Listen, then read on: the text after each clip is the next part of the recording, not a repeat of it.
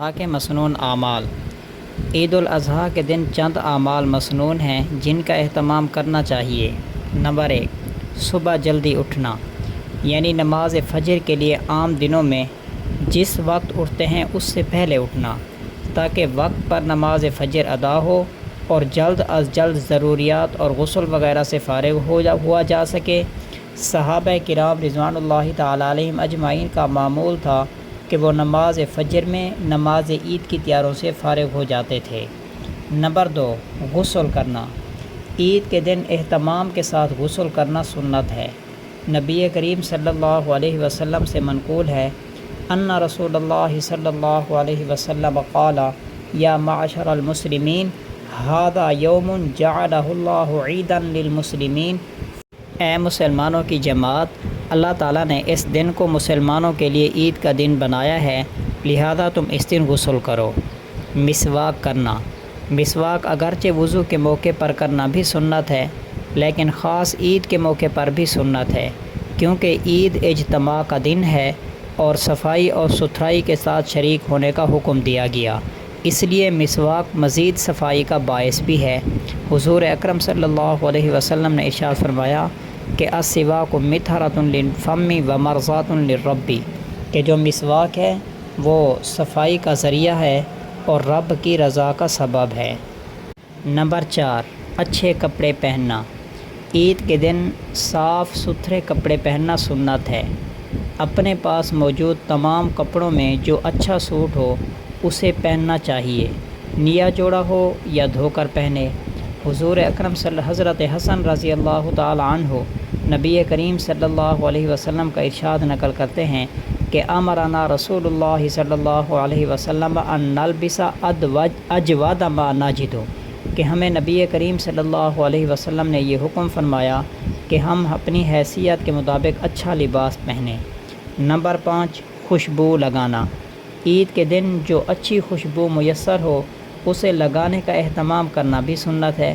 نبی کریم صلی اللہ علیہ وسلم کا ارشاد ہے امرنا ان نلبس اجود ما نجد ان نتطیب باجود ما نجد، کہ ہمیں رسول اللہ صلی اللہ علیہ وسلم نے حکم دیا کہ ہم اپنی حیثیت کے مطابق اچھا لباس پہنیں اور اپنی حیثیت کے مطابق اچھی خوشبو لگائیں۔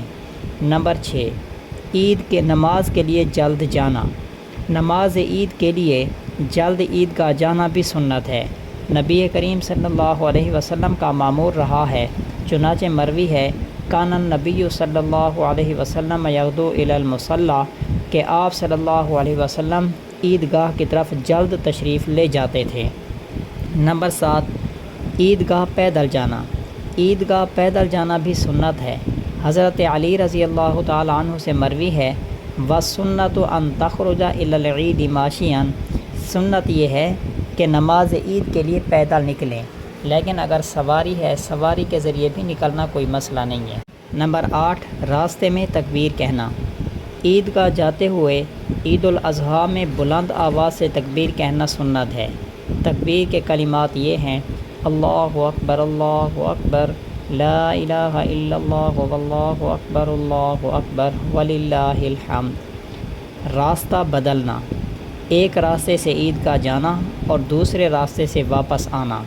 نبی کریم صلی اللہ علیہ وسلم کا ایسے ہی معمول تھا، چنانچہ کان النبی صلی اللہ علیہ وسلم اذا کان یوم عید خالف الطریق، کہ رسول اللہ صلی اللہ علیہ وسلم عید کے دن راستہ تبدیل فرمایا کرتے تھے۔ اس کے ذریعے حاضر ہونے والوں کی کثرت کا اظہار ہوتا ہے۔ نماز عید سے پہلے کچھ نہ کھانا۔ عید الاضحیٰ کی نماز سے پہلے کچھ نہ کھانا مستحب ہے، اور ایک سنت یہ ہے کہ نماز عید کے لیے نماز عید عیدگاہ میں ادا کرنا۔ عید کی نماز عیدگاہ میں ادا کرنا بھی سنت ہے۔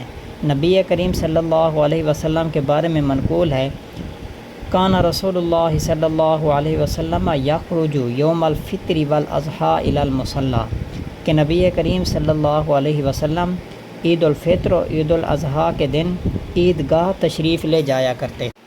ایک ضروری مسئلہ کہ عید سے پہلے نفل نہ پڑھنا۔